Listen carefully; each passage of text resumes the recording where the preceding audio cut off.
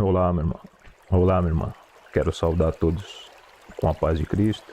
Espero mais uma vez que esteja tudo em ordem na vida aí de vocês. Quero dar sequência ao que eu disse no vídeo anterior. Falei um pouco sobre vocação, li, narrei, apresentei tudo aquilo que eu absorvi do catecismo da Igreja Católica. Acredito ter absorvido, né? Sem dúvida. Aquilo ali é um emaranhado, é uma teia que vai lançando para vários caminhos, vários conhecimentos, assuntos, e um aglomera o outro, um faz parte do outro, um se conecta com o outro, mas de forma bem objetiva. Eu quero aqui deixar bem claro, eu quero aqui juntar, eu quero aqui, nesse e no próximo vídeo, fazer uma análise pessoal de tudo aquilo que eu consegui absorver sobre o assunto vocação. De maneira bem objetiva, eu elaborei uma apresentação e quero compartilhar com vocês agora aqui nos próximos minutos, tudo bem? Espero que vocês venham a curtir, gostar, deixar aí o comentário, um joinha. Caso queira interagir comigo, tá aí sobre o topo da tela os QR Codes. Caso queira me ajudar nessa jornada, aos pouquinhos vocês vão entendendo, compreendendo. O importante é o quê? É que eu venha me externar, me expor. Como eu disse, o meu intuito aqui, em primeiro lugar, é me encontrar espiritualmente, vencer, superar esta barreira. Não adianta eu querer prosseguir da maneira que eu me encontrava, porque não vai dar certo. Interessante, eu até comentei com vocês que tinha procurado diversos sacerdotes falando sobre direção espiritual. Alguns dias atrás eu encontrei um. Não, não assumiu um compromisso comigo, não quis se vincular de maneira como um diretor espiritual, mas bati um papo com ele. Foi bem interessante, bem relevante, bem expressivo. Me ajudou bastante, de fato. Eu entendi. Não estou muito fora da realidade, não. Uma das coisas que ele me disse foi o seguinte: Rodrigo, pelo que eu estou vendo, observando, em tudo isso daqui que você acabou de me dizer, você está um pouco inseguro, inquieto. Você precisa se fortalecer. Está lhe faltando o dom da fortaleza, o dom do Espírito Santo da fortaleza. Você tem que meditar, você tem que se conectar com tudo isso e, de certa forma, achar um meio de externar, colocar para fora, praticar. Caso contrário, meu querido, você vai enlouquecer. E, como eu disse lá no início, lá no meu testemunho, é exatamente isso que eu estou aqui buscando: o controle, o domínio sobre o lado direito do meu corpo, sobre a razão, sobre a parte masculina do meu ser, o lado esquerdo do meu cérebro. Se eu não me expor, se eu não externar, se eu não colocar para fora, se eu não me deixar ser um instrumento na mão do Deus a quem eu creio e sirvo, e ficar acumulando isso daqui dentro de mim cada vez mais, eu vou sofrer. E mais uma vez vou fazer as pessoas ao meu redor sofrerem. E eu não quero isso. Portanto, estou chegando bem próximo do meu objetivo. Pelo que aqui eu entendi, é exatamente isso que eu devo fazer. E com o decorrer desse vídeo, vai ficar mais claro, vai ficar mais nítido o propósito, o que eu quero com tudo isso, tudo bem? Espero que vocês gostem, curtam, deixem o joinha de vocês, me ajudem a estar prosseguindo, a seguir adiante. É o que eu peço. Logo mais a gente volta a se falar. Vocação, a raiz do chamado. Uma análise etimológica, histórica e teológica. Origem latina, vocatio, que significa chamado ou convocação. Vocare, que significa chamar ou convocar. Componentes: vox, mais care, significado chamado ou convocação. Vox emana o significado voz. Care, fazer. Literalmente, significa um chamado pela voz. Que voz, meu irmão? Que voz é essa, minha irmã? Reflita aqui comigo. Será que é essa voz que aqui vos fala? É a minha voz? É a voz de um padre? É a voz de um pastor? Será que é a voz de quem? De alguém que você admira, acompanha na internet, que está sobre um altar? Será? Será que é essa voz? Algo externo, que vem de fora? Ou será que é algo interno, que está lhe orientando, lhe constrangendo? Um verbo divino, que se fez carne e habitou entre nós, e que está aí falando, anunciando, lhe constrangendo, me revelando algo que deve ser o quê? Anunciado, ouvido, falado, proclamado em alta voz, em bom tom. Será que eu estou de fato delirando, meu irmão? Qual é o nível da sua intimidade com esta voz, com este verbo divino, criador do céu e da terra? Mas vamos dar continuidade aqui. Evolução semântica. Significado original: um chamado ou convocação, um ato de chamar. No período medieval, um chamado para a vida religiosa, monástica, sacerdotal. Hoje em dia, um significado moderno: uma carreira, uma profissão, um chamado pessoal para um tipo de trabalho. Cristianismo primitivo e medieval. Cristianismo primitivo. Vocação era vista como um chamado universal. Deus chamava pessoas para seguir a Cristo e serem seus discípulos. Era uma resposta pessoal. A pessoa tinha que responder ao chamado, aceitando ou rejeitando. Hoje, num significado moderno, responder ao chamado transformava completamente a vida da pessoa. Era um propósito divino. O chamado revela o propósito de Deus para a vida da pessoa. Voltando aqui, meu irmão, o que você consegue absorver dessas palavras? De maneira bem objetiva, vamos lá, levar lá para o início. Cristianismo primitivo. Lá no começo, bem no início da igreja, o povo tinha uma noção diferente do que hoje nos é apresentado.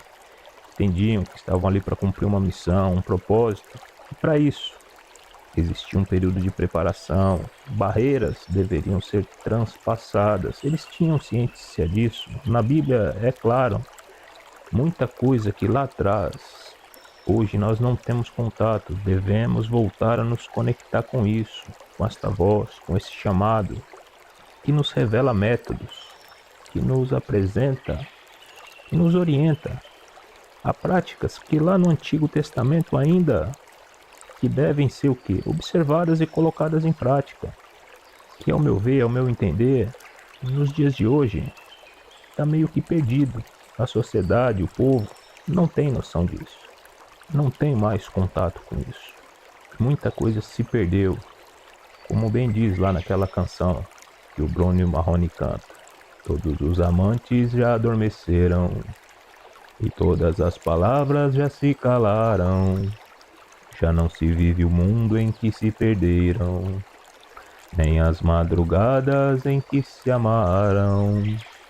Quero sentir, quero ouvir. Aí chega um trechinho lá. E que se acabe um segredo, e que se aumente os desejos. No meu entendimento, um profissional desse nível, um artista aí da música, um compositor, um apresentador, ele entendeu a sua vocação, ele se conectou a um chamado, passou por uma fase do que de preparação, até chegar num palco, praticou através do erro e do acerto, ele se conectou com o público e está colocando em prática aquilo que ele entende como vocação. De maneira bem oculta, isso está nos sendo apresentado na Bíblia através do incenso. Servir a Deus através do incenso. Um artista, seja ele da música, um pintor, um escritor, um poeta, ele serve a Deus através do quê? Do incenso.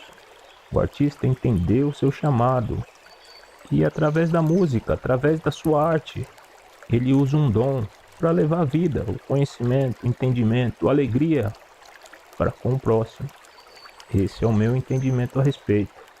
O detalhe é que da mesma forma, em todas as ocasiões, precisa haver uma escolha, uma decisão. Chega num certo ponto da sua existência, você vai ter que usar do seu livre-arbítrio. Você vai ou não vai aceitar. Mais à frente eu vou falar um pouquinho mais sobre isso. Mas de maneira bem simples. Depois que o véu é arrancado, depois que o véu é rasgado, a pessoa ela tem que tomar uma decisão. E muitos não decidem ser artistas. Não, bem diferente. De certa forma, escolhem ser arteiros. É diferente, um artista e um arteiro. Um artista, ele usa para agregar para com o reino de Deus, trazer filhos pródigos para o reino de Deus, um chamado, agrupar, juntar, unir, agregar. Já um arteiro não. Ele entendeu, ele compreendeu e decidiu não, não é assim, não é desse jeito. E ele vai usar o seu talento, aquilo que lhe foi dado, a parte da sua herança contra, de maneira consciente, entre aspas, né? Ele acha que tem consciência, de maneira bem objetiva, meu irmão, minha irmã. Rebeldia, nada mais do que isso. Mas vamos dar sequência aqui. Mais adiante a gente volta a falar sobre isso. Período medieval, vocação religiosa elevada. O chamado mais nobre era para a vida monástica ou sacerdotal. Hierarquia de chamados, vida religiosa, monges, freiras, era superior à vida secular, casamento, trabalho. Um discernimento formal, havia processos para discernir alguém que tinha uma verdadeira vocação. A dedicação tinha que ser total. Uma vocação religiosa exigia dedicação total a Deus e à Igreja, característica central do cristianismo primitivo. Vocação era acessível a todos os crentes como um chamado divino pessoal. Período medieval, implicação principal, criava divisão entre chamados e não chamados, religiosos e seculares. E o que eu estou querendo dizer com tudo isso? É que, ao longo da história, o significado de vocação teve diversas, inúmeras mudanças. Isso levando em conta somente aqui na história do cristianismo. Se for buscar o que de fato nos é apresentado desde lá do Oriente, até chegar aqui os dias de hoje, é algo completamente transformador. Mudanças, etapas, ciclos, passando aí por regiões, povos, países, culturas. É algo maravilhoso que precisamos nos conectar, nos vincular, nos aproximarmos ainda mais, voltarmos a essa conexão, uma verdadeira religião, uma verdadeira igreja, um verdadeiro cristianismo, algo que lá nos primórdios não era algo exclusivo, não era algo, como eu vou dizer, um dogma guardado, oculto, restrito para alguns que têm entendimento, consciência, já algumas gerações disso. Não, não. Era algo exposto, espontâneo. A comunidade tinha acesso, bem diferente do que é hoje. E isso passou a ter uma relevância, uma mudança relevante a partir do período medieval da igreja. Foi algo que passou a ser guardado, resguardado, oculto, etapas para uma pessoa se tornar um sacerdote, passou a ser o que? Avaliado por homens. Um processo desde a sua infância, vinculado com a igreja, passando por um seminário, até chegar um período final onde votos de pessoas, homens, que acompanharam, analisaram, se baseiam num relatório da história, desde garoto até o momento onde ele se encontra. E 4, 5, 6 homens que podem ou não ter ido com a cara dele, ou de algo pessoal dele, gostei, não gostei, acho isso certo, não acho certo. Ele decide. Eles ali, aquele grupo decidem. Esse tem ou não tem condições de ser um sacerdote, de ser ou não um representante de Deus numa região. E se você ler, se você meditar, se você ir lá atrás, desde os primórdios, em diversas religiões, desde o Oriente trazendo para cá, vamos aqui, sem nos prolongar, pegar aqui do judaísmo, da Torá, da antiga lei até agora. Não é assim que funciona, isso não dá certo. E por isso que a igreja lá na Europa, nos países aí de primeiro mundo, que um dia foram, né, países de primeiro mundo, estão caindo, tornando o quê? Algo inviável. Igrejas hoje servindo de boates, cervejaria, palco de apresentação de show. E aí? É culpa do povo? É culpa dos fiéis que está tendo aquele imenso decaimento na cultura cristã nesses países? E algo contrário está acontecendo aqui na nossa região. O cristianismo está florando cada vez mais. O povo está retornando aos costumes da Igreja Católica. E, ao meu ver, isso vai ter um grande avivamento nos próximos anos. Isso é nítido, é claro para mim. Mas algo diferente precisa acontecer. No meu entendimento, a igreja tem que voltar aos princípios lá do cristianismo que, como eu vou dizer, de um cristianismo primitivo. Não é bem esse tom. O povo tinha contato. O povo tinha seus representantes escolhidos, como está escrito nos evangelhos, nos Atos. Viam aquela criança, aquela família, a conduta, a índole, estavam ali e o povo decidiam entre eles: esse nos representa, esse vai ser o representante da nossa comunidade, e assim por diante, da base para o topo. Isso se perdeu, meu irmão. Existem coisas que o povo não tem noção, se perdeu. E uma elite ainda preserva, ainda guarda, ainda resguarda. Até quando? Aqui vai se repetir o que aconteceu lá? Não, né? Algo tem que acontecer, algo tem que mudar, algo transformador tem que acontecer. O povo tem que voltar às suas raízes com Deus. Religião não pode ser algo exclusivo a uma elite de homens. Uma elite formada por homens. Não é homens que decide aquilo que é nobre ou não é, que deixa ou não de ser nobre.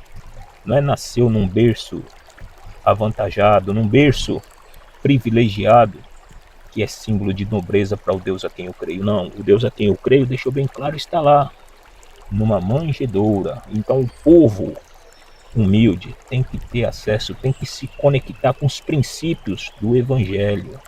Algo simples, que está aí, ó, na nossa frente. Se você pegar a Bíblia e analisar, de fato, com o seu coração aberto, é algo transformador que eu contemplo na minha história de vida e eu quero compartilhar, eu quero falar, eu quero anunciar. Algo diferente tem que acontecer. E eu não quero falar sobre isso agora, tocar muito nesse detalhe. Eu até entendo, até compreendo, levando em conta os recursos que nós temos hoje, talvez para nós nos dias de hoje seja algo mais viável, bem diferente das dificuldades que a igreja enfrentou naquele tempo anterior. Imagina com a tecnologia que temos hoje. Imagine lá nos primórdios, veículos, carros, internet, se com cartas passando de mão em mão, houve uma revolução tão grandiosa naquele tempo, onde o império das pernas de ferro quase foi totalmente abaixo. Imagine o que vamos fazer hoje, meus irmãos. O que podemos fazer nos dias de hoje, se usarmos isso daqui para levar a vontade de Deus para o mundo. E eu quero fazer parte desse processo e conto com o auxílio de vocês. Vamos dar continuidade aqui. Vocação, elementos essenciais, compromisso de vida que leva à santidade. Número 1. O chamado. Vem de si mesmo. É algo interno que envolve Deus, a sociedade e a natureza, sendo percebido como uma obrigação, um dever que exige o quanto antes uma posição individual. Número 2. Uma resposta pessoal. Se trata de uma escolha pessoal que exige compromisso, que pode ser aceita ou rejeitada. É algo íntimo, A partir do momento que você contempla, daí em diante você passa a ter, de fato, o seu livre arbítrio. Transforma a vida da pessoa de forma constante, dia após dia, a cada experiência, algo contínuo, conectando-a cada vez mais com a sua vocação, com o seu propósito de vida. Número 3. Propósito e significado. Fornece direção, um objetivo, traz significado ao trabalho, conecta a pessoa com algo maior que si mesmo. Número 4. Contribuição e serviço. Usa dons e talentos para servir a Deus através do próximo. Contribui para o bem comum, deixando um legado positivo durante sua existência. Características internas: paixão e interesse genuíno, aptidão natural, senso de propósito, paz interior e alegria. Características externas: oportunidades que surgem, confirmação de outras pessoas, aptidão reconhecida por terceiros, necessidades a serem preenchidas. Então, pessoal, voltando aqui, quero fechar esse quadro aqui com uma reflexão. Na minha opinião, vocação é um encontro.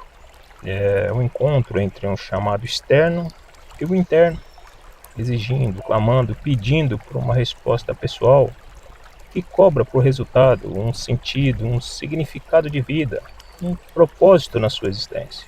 Um serviço a ser prestado não somente para você, não somente para si mesmo, mas para com todos ao seu redor, todos nós, nos conectando a algo maior, transformador, transformando o nosso trabalho, o nosso esforço, o derramar de cada gota de suor numa missão, algo que venha contribuir.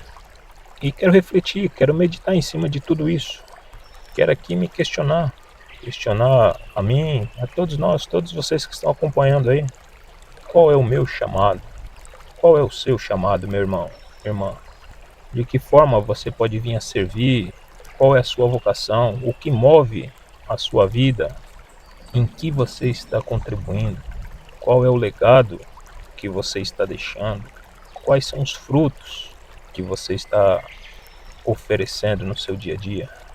Eu, Rodrigo, eu tenho meditado nisso já há um bom tempo. Para mim é claro, para mim é nítido. O meu chamado está vinculado ao proferir, profetizar, falar, anunciar, ensinar, compartilhar. Esse é o meu chamado. Indo atrás aí de algumas informações, pesquisando, lendo, eu contemplei que tem algo a ver com o que na Bíblia nos é apresentado de maneira bem oculta, bem reservada, através do simbolismo da mirra. Esse é o simbolismo que nos é apresentado, para o qual o chamado eu entendo que eu tenho. Este é o meu entendimento agora. E o que eu acho engraçado é que eu convivi durante um bom tempo com muitas pessoas, diversas pessoas que na época eu entendia, eles tinham consciência, eles percebiam, existia algo que eles tinham a me dizer, mas se resguardavam, não comentavam, não falavam nada. Em alguns casos havia até que queriam me ajudar, mas de certa forma não podiam se envolver. E na vida deles eu contemplava um chamado ao qual eu queria. Me deparei com diversos homens, mulheres, com o talento de servir através do incenso, através da arte, da música, através de livros, poesias, outros através do ouro, da riqueza, do dinheiro, prestando aí um serviço para uma comunidade, mas não queriam, não tinha a satisfação. Eu notei que muitos, de fato, buscavam aquilo que viam latente na minha vida, e já eu querendo o que eles tinham. E o que eu entendo a respeito disso? Desde o início, tudo isso só tem um sentido: mexer com o nosso ego, mexer com os nossos princípios, desejos, prova, caráter, comprometimento. As coisas não são de fato como a gente quer. É isso que eu consigo contemplar. São essas as experiências que eu tive durante um bom período. E hoje eu entendo, compreendi, me coloquei em meu lugar e estou curioso, estou ansioso para ver como vai ser os próximos anos. E eu abri mão de tudo, conforme também está lá descrito na Bíblia, lá no Evangelho. Quando encontrares a vida, perdê-las. Não é isso que está escrito lá? Se cumpriu. Eis-me aqui, começando tudo de novo, uma mudança, uma escolha, uma decisão eu tive que fazer. Estou aqui, abri mão dos meus sonhos, dos meus planos, estou aqui iniciando algo novo. Eu gostaria de ter aí o dom do incenso, cantar, tocar, obra de arte através do cinema, pintura, quadros. Isso sempre me chamou a atenção, sempre vi algo maravilhoso por detrás disso. Mas não é essa a minha vocação. Para mim é claro, é nítido. Não sei se você tem a sua, já tem noção. Caso queira dar algum palpite, compartilhar, conversar comigo a respeito, fique à vontade. Me lembro bem, através da música, uma das que mais, dentre elas, né? Uma das que mais tem a ver com esse momento agora que eu estou compartilhando com vocês é uma do Tim Maia. Ele cantava assim: ah, se o mundo inteiro me pudesse ouvir, tenho muito pra contar. Dizer que aprendi. Na vida a gente tem que entender que um nasce pra sofrer, enquanto o outro ri. Mas quem sofre sempre tem que procurar, pelo menos vir achar razão para viver. Na vida algum motivo pra sonhar, ter um sonho todo azul, azul da cor do mar. E assim vai, né? Eu me lembro bem novinho, jovem, garoto, ouvindo essas músicas, me questionando.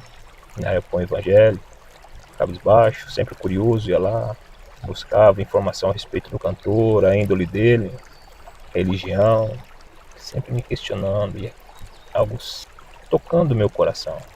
Obeso, inchado, completamente desequilibrado emocionalmente, curtindo esse tipo de música. Não somente essa, mas outras, tantas outras. Nosso querido Chorão, Cazuza, Renato Russo, e dentre outros. Algo bem similar eu vivenciava na época. E me questionava por quê? Por que desse jeito? Será? Será que tem que ser desse jeito mesmo? Será que um nasce para sofrer enquanto o outro ri? Será que eu vou conseguir falar para o mundo ou para parte dele conforme o Tim Maia que fez, dando o seu ponto de vista? Ele cantava, né? Ele aprendeu que um nasce para sofrer enquanto o outro ri. De um tempo para cá eu compreendi, eu entendi. Não é bem assim. Deus achou bom, belo, beleza em tudo. O detalhe que eu compreendo hoje é que alguns nascem para servir, para que todos, tanto quem está servindo quanto quem não está servindo, venham sorrir, venham viver alegres, felizes, com um sentido, um significado na sua vida. Não existe sofrimento. Sofrimento é por falta de entendimento e compreensão. Alguns só acham sentido na vida através do servir de maneira consciente o próximo, através do amor. Enquanto ele não coloca isso em prática na sua vida, ele não encontra razão e sentido para viver. Diferente que outros. E tudo isso que eu compartilhei com vocês aqui está em nossa Bíblia, de maneira explícita. Mas poucos falam, poucos tocam nesse assunto, tanto no Novo quanto no Antigo Testamento. Desde lá do tempo que Deus libertou o povo do Egito, uma aliança, um voto, envolvendo as tribos, assim por diante, regras, normas, leis, preceitos que nos regem, que nos direcionam. Deixa eu compartilhar com vocês alguns desses versículos. E aí depois eu finalizo esse vídeo aqui com vocês. Consagra-me todos os primogênitos. Todo o primeiro filho israelita que vem à luz me pertence, não somente entre os seres humanos, mas também entre os animais. Lucas 2:23. Todo primogênito nascido do sexo masculino deverá ser dedicado ao Senhor. Êxodo 13:12. Separarás para Yahvé o primeiro nascido de todo o ventre. Todos os primeiros machos de teu rebanho pertencem ao Senhor. Resgatarás com um cordeiro toda a primeira cria dos jumentos. Mas se não quiseres resgatá-la, tu lhe quebrarás o pescoço. Mas todo o primogênito do homem entre teus filhos, tu o resgatarás. Traze-me, no tempo certo, as primícias das ofertas de tua colheita, de cereais, de vinho e de azeite. Consagra a mim o primogênito de teus filhos. O primeiro que nascer de cada ventre me pertence. Todos os machos dentre as primeiras crias dos rebanhos, bezerros, cordeiros e cabritos. Ninguém poderá consagrar o primogênito de um animal, visto que já pertence a Yahvé. Quer seja cria de vaca, de cabra, de ovelha, toda a primeira cria pertence ao Senhor. Vede que eu mesmo escolhi os levitas do meio dos filhos de Israel, em lugar de todos os primogênitos, aqueles que entre os filhos de Israel abrem a madre. Portanto, os levitas são meus. Assim, todo primogênito me pertence.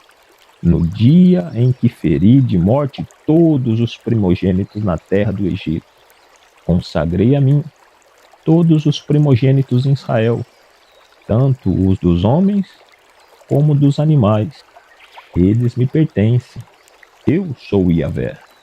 Eles são os filhos de Israel, que deverão ser inteiramente dedicados a mim. Eu os separei para serem meus em lugar dos primogênitos, dos primeiros homens de cada mulher israelita. Em verdade, a mim pertence todos os primogênitos dos filhos de Israel, homem ou animal. Eu os consagrei a mim, desde o dia que feri todos os primogênitos da terra do Egito. Todo primogênito que se traz ao Senhor te pertencerá. Todo primogênito macho que nasce de todos os teus rebanhos, tu o consagrarás ao Senhor, teu Deus.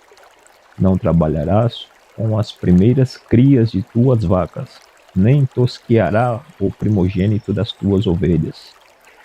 De acordo com o que também está registrado na Torá, a lei, traremos o primeiro de nossos filhos e a primeira cria de nossos rebanhos, tanto de ovelhas como de bois, para o templo de nosso Deus, para os sacerdotes que ali estiverem dedicados ao serviço religioso. E eu disse que ia compartilhar aqui alguns versículos, acabei me empolgando, mas foi bom. E por que eu fiz isso? E por que eu compartilhei tudo isso, todos esses versículos da Bíblia? Sem dúvida nenhuma, são regras, são normas, são leis, sem a menor sombra de dúvida. Eu tenho certeza que muita gente vai ser contrária, vai criticar. Não, Rodrigo, já não é mais assim. Já no passado Jesus cumpriu a lei e tal, isso, aquilo. Depois que Jesus cumpriu o seu propósito aqui na terra, isso daí já não faz mais sentido, certo? De fato é isso que você pensa?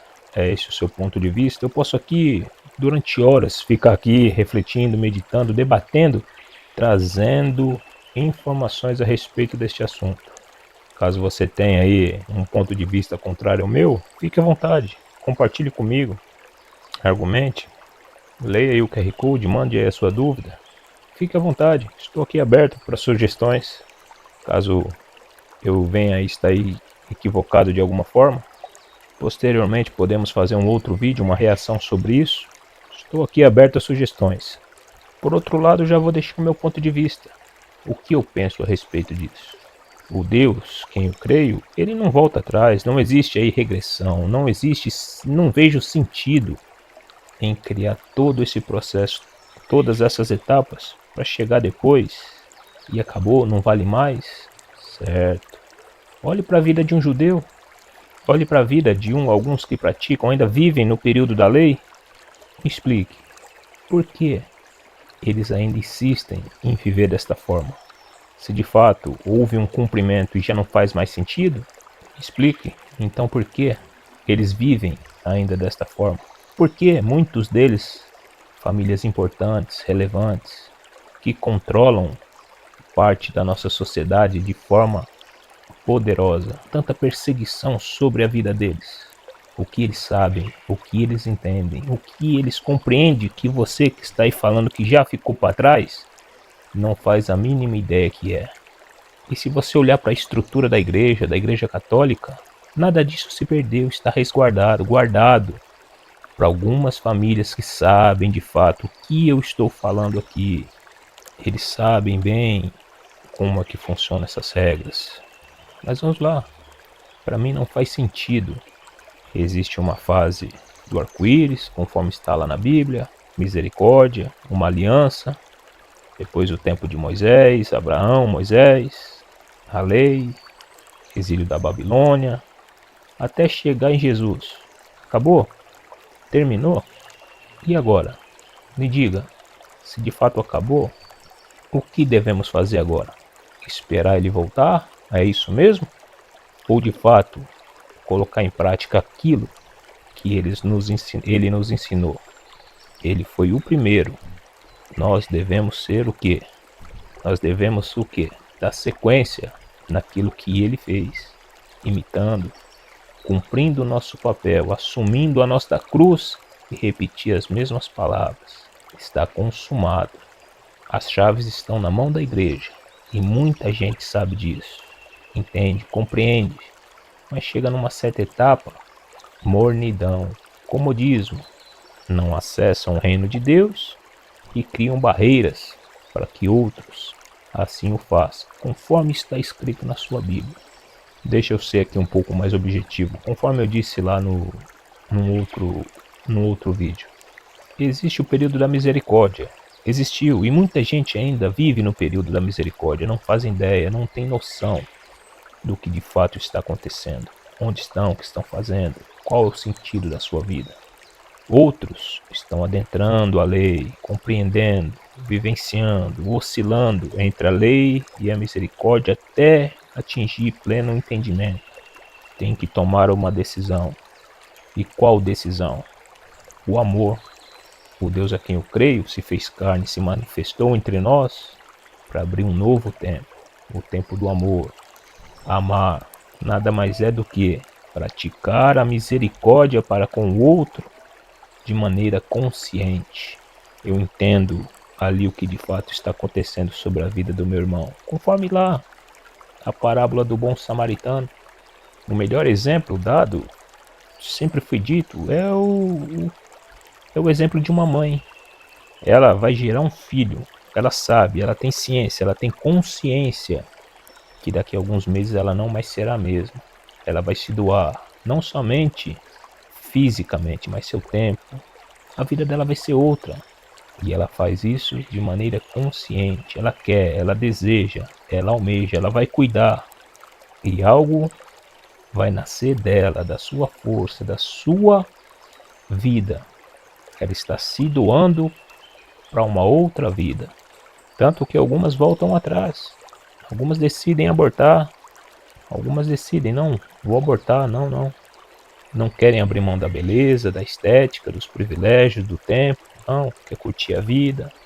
Não quer abrir mão de um bem-estar. Não. Já outras fazem o contrário. Ela sabe, não vou mais ser a mesma pessoa daqui a alguns meses. E mesmo assim, ela se doa. Ela se entrega.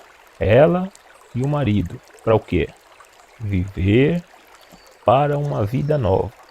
Algo similar nos é apresentado na Bíblia com a parábola do bom samaritano. O levita, o sacerdote, passou batido, não. Calma aí, esse daí que está tirado, deitado, esticado aí no chão, não é esse daqui que estava lá em cima, lá no templo? Ah, mas calma aí, ele estava comigo lá, por que ele está aqui? Porque ele está esticado. Existe alguma pendência. O Deus em quem eu creio tem os fios de cabelo da cabeça dele contado. Ele está aprontando alguma, e se eu me envolver com aquilo, eu estou trazendo essa batalha para minha vida. Não, não. Deixa ele quietinho aí esticado. Não é? Não é bem assim? Vou cuidar da minha vida. Mornidão, comodismo. Esse é o mal do entendimento da lei. Você precisa tomar uma decisão.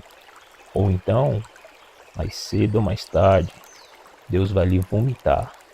O bom samaritano, será que ele tinha consciência? Ele tinha esse entendimento? Será que ele sabia de fato o que estava acontecendo? Ele tinha essa visão? Eu estou colocando minha vida em risco, meu bem-estar em risco. Eu vou ou não vou me envolver com aquilo? Desceu do cavalo, limpou as feridas, passou vinho, colocou sobre o cavalo dele, levou até a pousada, pagou, assumiu um compromisso de voltar. E aí?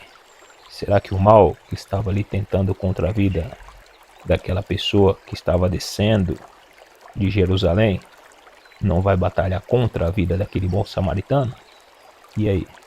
São detalhes que nós devemos levar em conta em nossas vidas e tomar uma decisão. O levita e o fariseu abriram mão da oportunidade. Conheciam a lei, sabiam como funciona, sabem como que é as regras. Já o samaritano não. Ele atuou de maneira consciente, praticou a misericórdia de maneira consciente, ao meu ver. Ele sabia de todo o risco que ali estava acontecendo e o que ele poderia estar trazendo para a vida dele. E ele colocou em prática, vivenciou a oportunidade que a vida lhe proporcionou. Praticou a misericórdia de maneira consciente. É o amor. Existem diversos outros versículos da Bíblia que nos ensina isso, e não somente da Bíblia, mas na tradição da igreja e de diversas outras religiões. Estamos vivenciando a fase do amor, a prática da misericórdia de maneira consciente, uma batalha, uma vocação, uma missão, um significado, um sentido para a sua existência, para que todos venham rir, viver a graça de Deus. O primeiro filho nasceu, adentrou o mundo, transpassou o ventre da sua mãe. É homem, primogênito, é um alerta. Existem pendências, é um sinal. Existem assuntos a serem resgatados. Cabe a mim, a minha família, se de fato somos cristãos, somos o que? Tementes a Deus?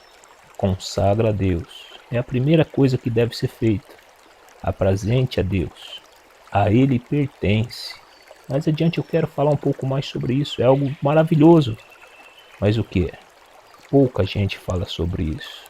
Colhem os frutos, colhem os benefícios, aqueles que têm ciência. Alguns têm ciência disso, alguns têm compreensão de como funcionam essas leis, essas normas, essas regras. Eu tiro pela minha história de vida, a história da existência de vida da minha família. E aí agora, eu vou me calar? Eu vou ficar quieto? Eu não vou compartilhar, eu não vou anunciar? Talvez você esteja aí sofrendo por causa disso. Sua família está sofrendo por causa disso. Você é um cristão, se batizou, assumiu um compromisso com Deus, mas está aí perdido, não acha sentido na sua vida, nada dá certo. Por quê? Você nasceu para servir. A tua vida a Deus pertence. Através de uma comunhão com Ele, um relacionamento com Ele, você vai encontrar o sentido na sua vida, e uma hora ou outra você vai colocar em prática, você vai receber. Não adianta querer correr. E se você fazer algo de errado, você botar um fim na sua vida, você não quiser assumir a responsabilidade que está sobre os seus ombros, o que vai acontecer? O mal vai deixar de existir? Não. Uma hora a conta chega. Eu olho para minha descendência, a linhagem do meu pai, 3, 4 gerações atrás. Práticas absurdas, tanto sangue derramado, crimes absurdos, ganância, abuso. Uma hora a conta vem, meu irmão. E eu não. Como eu disse, sou o segundo menino.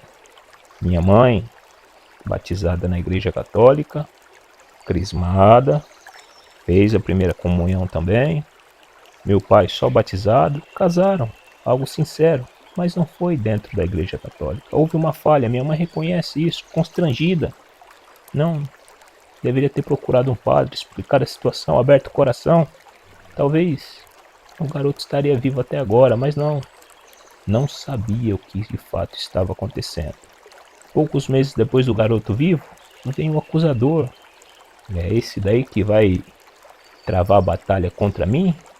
É esse daí que vai resgatar as dívidas da família e da linhagem? Aí, ó, já começou errado. Não deveriam estar ali seguindo as regras, as normas, não. A foice veio, meu irmão. Passou a foice e levou o garoto. E comigo? Vocês acompanharam lá o meu testemunho no comecinho. Minha mãe, meu pai se preparou, diferente e tal. Poucos meses me batizou na igreja católica. Do nada, eu sou testemunha disso. Uma transformação, algo diferente começou a acontecer na história do meu pai e da minha mãe. Eu olho o que se tornaram poucos meses depois, poucos anos depois, antes de eu nascer, ou poucos meses depois de eu nascer, uma transformação quando eu estava com 4, 5 anos de idade, estudando em bons colégios particulares, tudo acontecendo, Deus provendo, dando condições, porque mesmo de maneira inconsciente, através da misericórdia, tudo estava caminhando em prol de um propósito. 7 anos de idade, fiz a primeira comunhão, minha família vai lá, toma a decisão, não, ele ainda é garoto, é novo, uma decisão particular dele, não, ele que tem que decidir. Poucos meses depois, as consequências veio. E aí?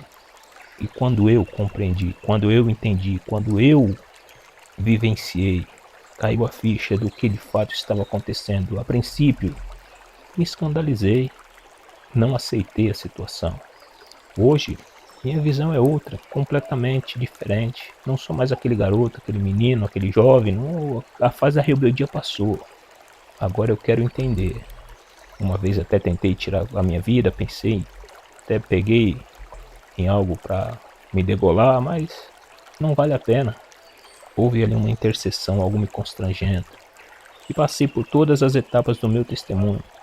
Botei um fim, venci, consumi essa legião desgraçada que tentava contra a minha família. E aí, para por aí? Não. Vão dando saltos. Está aí na tradição da igreja, ensinando no catecismo, e eu não tinha acesso a isso. Cabe a mim agora decidir se vou ou não colocar isso em prática na minha vida. E eu citei somente esta primeira etapa, levando em conta aí o exemplo de Cristo, de Jesus, lá no livro de Lucas. José e Maria tomaram a lei, as regras da Torá, colocaram em prática, fizeram a parte deles. Por que isso agora não nos deve ser adotado, ser deixado de lado? Por que agora isso se perdeu?